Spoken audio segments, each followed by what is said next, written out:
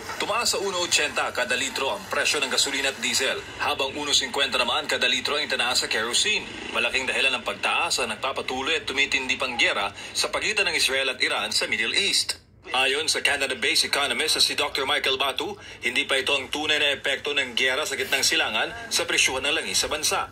Ngayon, Admar, lumalaro ito sa 75-76 eh.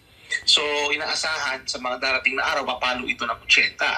At kapag nangyari yan, magkakaroon ito ng direktang epekto sa presyo ng produktong petrolyo naman dyan sa Pilipinas. Kung susundan ang forecast si Dr. Batu, posibleng pumalo sa 8 piso kada litro ang dagdag sa presyo ng gasolina. Mahigit 10 piso naman ang inaasahang aumento kada litro ng diesel.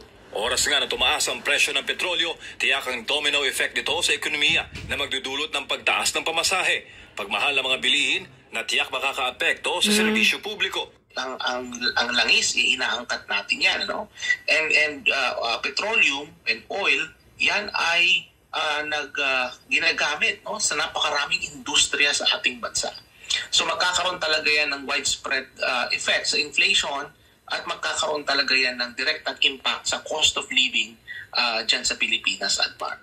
Babala ni Batu, tataas pa ang forecast na price increase kapag hindi napahupa ang tensyon sa gitnang silangan. Bukod sa supply ng langis sa Middle East, may epekto rin sa presyo ang shipping routes ng mga barkong may kargang produktong petrolyo. Kasi ang Iran, ang nagko-control nung tinatawag nating Strait of Hormuz. At yung Strait of Hormuz na yan, dyan dumadaan ang napakaraming mga oil tankers galing sa Qatar, galing sa Kuwait, o galing sa Iraq, galing sa Saudi Arabia, diyan dumadaan yan.